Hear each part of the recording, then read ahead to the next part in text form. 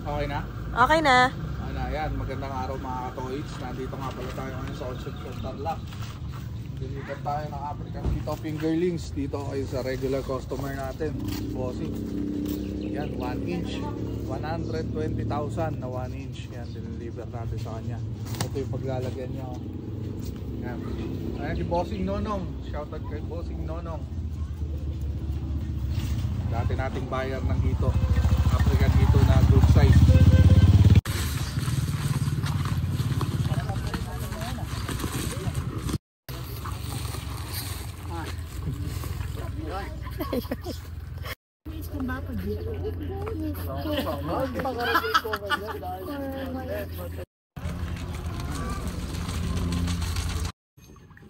Halo!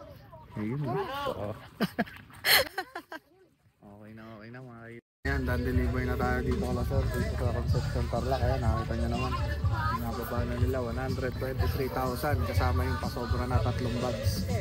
Ayan, Sir JC. Pakita mo Sir JC. Okay na. Okay na.